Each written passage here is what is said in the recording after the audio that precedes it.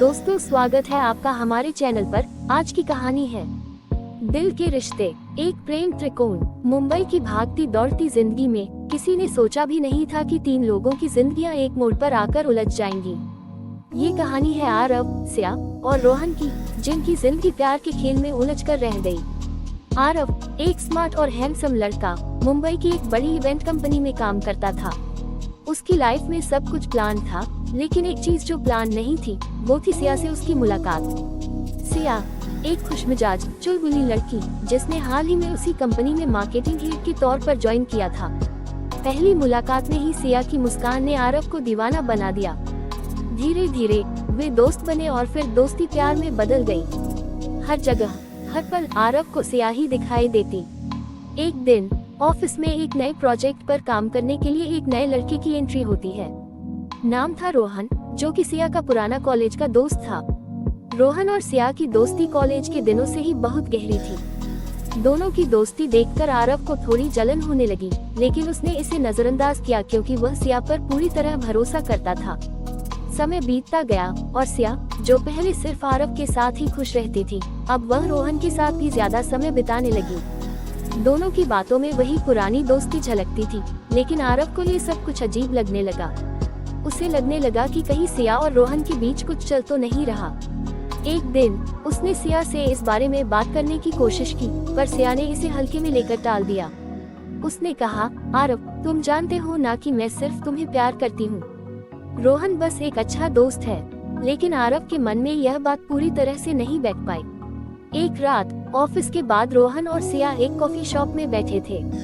तभी अचानक रोहन ने सिया से कहा, सिया, मैं तुमसे कुछ कहना चाहता हूँ। शायद तुम्हें बुरा लगे, पर मैं अब और नहीं छिपा सकता। मैं तुमसे प्यार करता हूँ। ये सुनकर सिया हैरान रह गई। उसने कभी सोचा भी नहीं था कि उसकी दोस्ती रोहन के लिए इतनी गहरी भावना बन जाएगी। सिया अब एक कंफ्यूजन में थी। एक तरफ उसका आरव के लिए सच्चा प्यार था, तो दूसरी तरफ रोहन की मासूमियत और उसकी भावनाएं। सिया का दिमाग उलझ कर रह गया।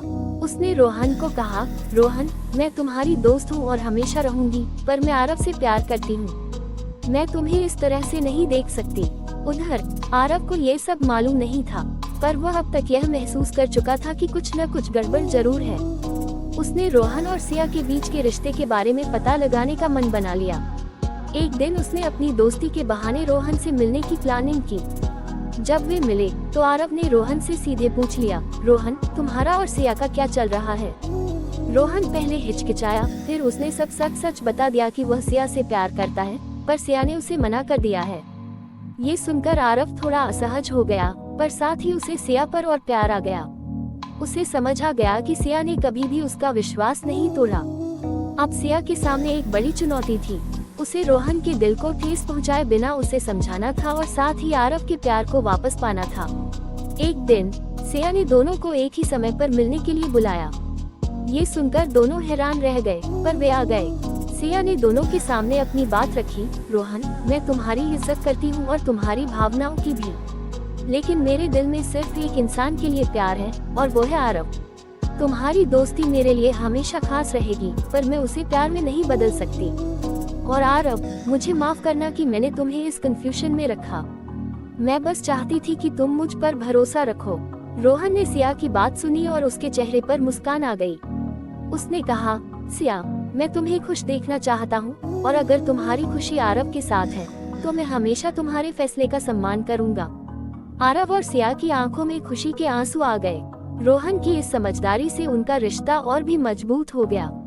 आरव ने रोहन को गले लगाकर कहा, तू सच्चा दोस्त है यार। ये कहानी सिर्फ एक प्रेम त्रिकोण की नहीं, बल्कि प्यार, दोस्ती और समझदारी की भी है। जब दिल साफ होता है तो रिश्ते सच्चे बनते हैं। हर रिश्ते में उतार चढ़ाव आते हैं, पर सच्चाई और ईमानदारी उसे संभाल लेती है। अगर आपको ये प्रेम कहानी पसंद आई हो तो हमारे चैनल को सब्सक्राइब करें और बेल आइकन जरूर दबाएं, ताकि आप हमारी और भी ऐसी दिल छू लेने वाली कहानियों को मिस न करें।